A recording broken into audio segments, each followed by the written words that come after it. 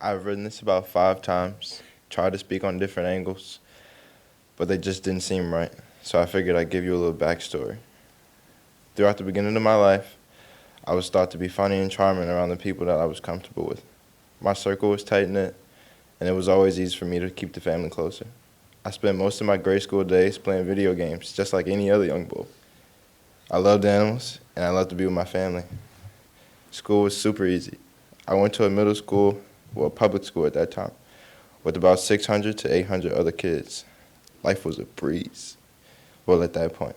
That all came to an end when my mom found out about Chicago Jesuit Academy. A kid I grew up with went there, and he told me that it was all boys. They went to school from 7:45 a.m. to 6:45. No, not 6:40, 6 p.m.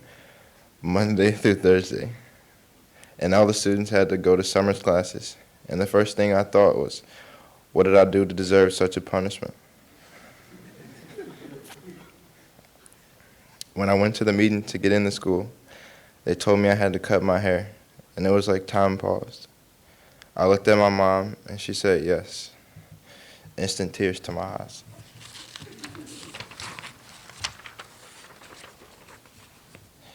Anyway, I ended up starting there my 6th grade year, and I ended up liking it.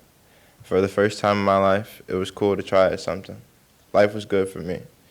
Until about halfway through my 7th grade year, my grandma died of cancer. I've never been so hurt in my life. She was everything to me, and losing her wasn't easy. I finished middle school, but with a hole in my heart. And I was mad at the world because I felt like I did nothing bad enough to lose somebody that's significant in my life. So time rolls around, and the idea of boarding school comes into play. I took it at first chance because there was definitely a need and change of scenery for me. I got here to a school that gives way more freedom than I was used to, and girls. I'll let you imagine how that went.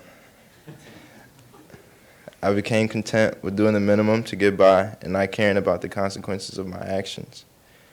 Not gonna lie to you, for the first 2 years, I hated this school and asked my mom could I leave multiple times.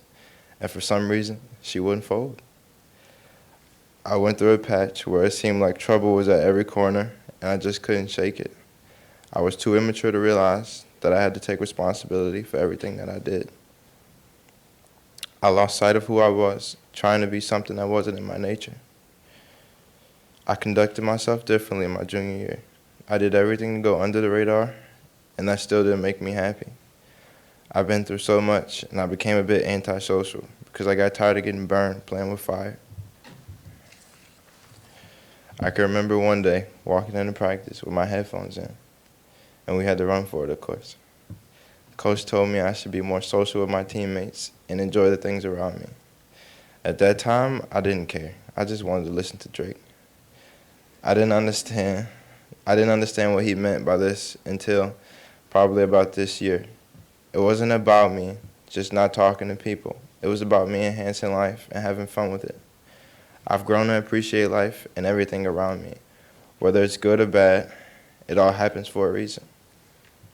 If it weren't for the people around me, I wouldn't be who I am today. I had to learn in life that you have to take a lot of losses in order to learn how to win. Everybody goes through things, but it's up to the person as an individual how they respond.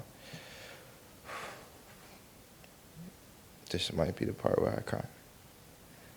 I've been fortunate enough to have a mom that has been there with me throughout everything, the highs and the lows, through the heartaches, heartbreaks, and pains. You always stood behind me in anything, never sugarcoated anything, and not once did you turn your back on me. There's been times where I could see pain in your eyes, but you never gave up. Always told me that I can do anything and give everything my all. If I wanted something, I had to go get it and make it happen. You taught me how to stand on my own and not be afraid to do my own thing. And for that, I can never say thank you enough.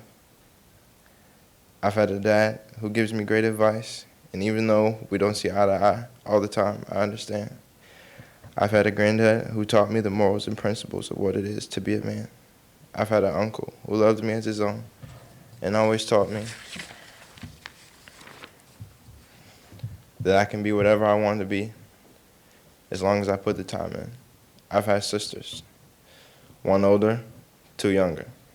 One's 3 years old, and one's 14. That show me that I can laugh any day, and they give me a reason every morning to get up and be motivated to do better in life. I've had a coach for the last 4 years who pushed me every day to be the best I could be. He saw the potential in me that I didn't see in myself,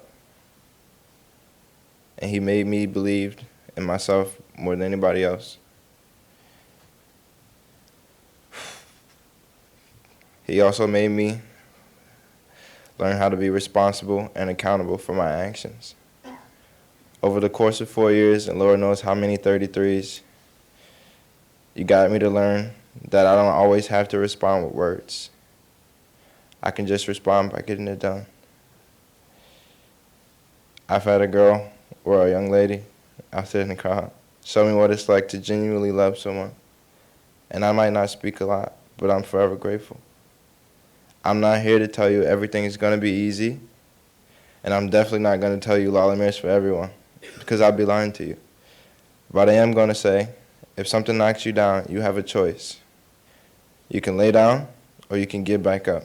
And in my time here, I learned how to get back up and keep moving. There's always going to be something, or even someone in the way, but never let that break your happiness, because you have the ability to be anything you want to be. You just got to grind for it. And in the great words of Kevin Gates, I don't get tired. Thank you.